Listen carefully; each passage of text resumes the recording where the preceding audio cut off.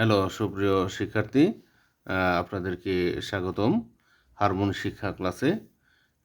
আমরা আজকে আপনাদের জন্য যে বিষয়টা আমরা নিয়ে আসছি, যে এখানে দেখেন প্রাথমিকভাবে শিক্ষানবিশদের জন্য আজকের বিভাগ। আজকের আমাদের যে আলোচনা, আপনারা যারা নতুন করে যারা হারমোনি শুরু করতে চাচ্ছেন বা হারমোনি শিক্ষা গ্রহণ করতে চাচ্ছেন বা হারমোনিতে যারা গান শিখতে চাচ্ছেন, তাদেরকে প্রথমেই যে বিষয়টি না জানলেই নয়, আজকে সেই বিষয়টাই আপনাদের সামনে আমি উপস্থাপন করছি। আপনারা সুন্দর করে দেখবেন এবং দেখাতে আপনাদের যে প্রথম যে বেসিক যে আপনাদের ধারণাটা, সেটা হবে একটা হারমোনি। তার ৩৭টি স্বর থাকে। সেখানে তাকে যদি আমরা ৩টা ভাগে ভাগ করি, দেখবেন আপনারা এই যে দেখেন ১ নম্বরে আছে উদারা, ২ নম্বরে হচ্ছে মদারা, ৩ নম্বরে হচ্ছে তারা বা তার সপ্তক। আপনারা ভালো করে জানবেন যে প্রত্যেকটা বিভাগে উদারাতে ১২টি স্বর, মুদারাতে ১২টি স্বর, তারাতে বা তার সপ্তকে ১২টি স্বর।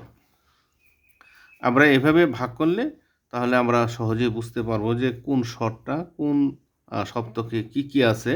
এই সপ্তক দিয়ে যদি আমরা আমাদের ধারণাটা শুরু করি, তাহলে আমাদের সহজে স্কেল চিনতে সুবিধা হবে। আমরা স্কেল এবং তারপরে শুদ্ধ স্বর, কোমল স্বর আমরা পরবর্তী ক্লাসে আপনাদেরকে আমরা দেখাবো। আজকে আমরা প্রাথমিক পর্যায়ে যে ধারণা, আপনারা একটু আমাদের সাথে থাকেন। আপনারা দেখেন যে উদারাতে ১২টি স্বর। এখানে শুদ্ধ স্বর থাকে উদারাতে ৭টি। যেমন সা, উদাহরণস্বরূপ আপনাদেরকে বোঝাচ্ছি, সা রে গা মা পা ধা নি, নি পর্যন্ত এখানে ৭টি স্বর। হ্যাঁ, তারপর কোমল স্বর আছে নিচের, হ্যাঁ, নি ধা মা গা রে। এই ৭টি এবং নিচে ৫টি মিলিয়ে হচ্ছে ১২টি স্বর।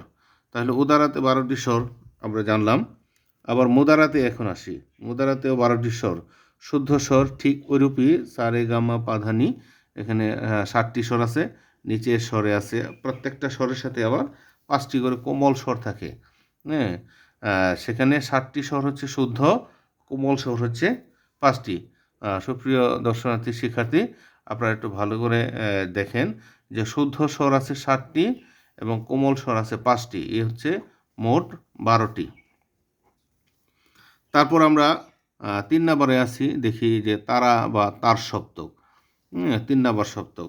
৩ নম্বর সপ্তকেও এরকম শুদ্ধ স্বর ৭টি, কোমল স্বর 5টি।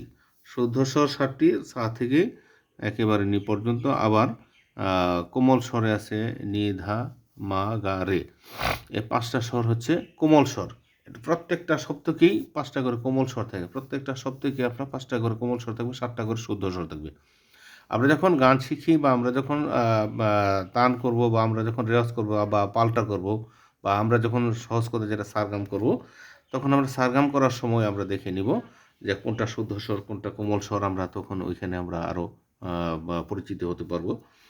তো আপনারা এই আপাতত মোট 3টা যে হারমোনি বিভাগ, সপ্তক বিভাগ, স্বরের যে বিভাগ, আপাতত আপনারা এটা আপনারা অনুশীলন করতে থাকেন। আপনাদের যারা বাসায় যাদের আমি হারমোনি দিয়ে দেখাই দিতে পারতাম। হারমোনি দিয়ে দেখাই দিলে হয়তো আপনাদের এভাবে ভেঙে ভেঙে দেখানো যাবে না। তবে পরবর্তী ক্লাসে আপনাদেরকে সপ্তক আমি হারমোনি ক্লাসে আমি দেখিয়ে দিব। হ্যাঁ, আপনারা আপাতত বেসিক যে ধারণা, বেসিক ধারণা নিয়ে আপনারা শুরু করেন ইনশাল্লাহ। আমাদের সাথে থাকবেন। আপনারা আমার চ্যানেলটা সাবস্ক্রাইব করে রাখবেন। আমি সহজভাবে আপনাদেরকে হারমোনি শিক্ষার প্রত্যেকটা পর্বে আপনাদেরকে আমি সুন্দর করে শেখাই দেব। এর পরবর্তী ক্লাসে আমরা যে আলোচনা আনবো সেটা হচ্ছে স্বর পরিচিতি।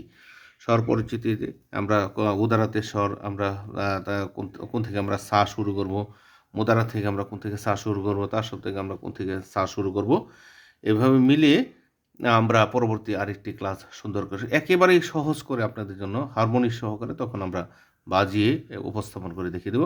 আজকে আপাতত আপনারা এভাবেই নিজেদেরকে মানসিকভাবে বেসিক যে ধারণা, যে একটা স্বর বিভাগের 37টি স্বরের একটা হারমোনি বিভাগে তার 37টি স্বরে আমরা কীভাবে প্রত্যেকটা স্বরই তো আমরা বাজাতে পারবো না, প্রত্যেকটা স্বরকেই আমরা কাজে লাগাইতে পারবো না। তবে সপ্তক অনুযায়ী যদি আমরা বিভাগ করতে পারি, পর্ব ভাগ করে নিতে পারি, তাহলে আমাদের জন্য সহজভাবে শিক্ষাটা আমাদের জন্য গ্রহণযোগ্যতা পাবে। তো আজকে এ পর্যন্তই। আপনাদের ভালো এবং সুস্বাস্থ্য দীর্ঘায়ু কামনা করে আজকের ক্লাস আমি এখানে শেষ করছি। ধন্যবাদ সকলকে। আপনারা আমাদের সাথে থাকবেন, সাবস্ক্রাইব করে আমাদের সাথে থাকবেন, পরবর্তী ক্লাস যাতে করে আপনারা সহজে পান। ধন্যবাদ সকলকে।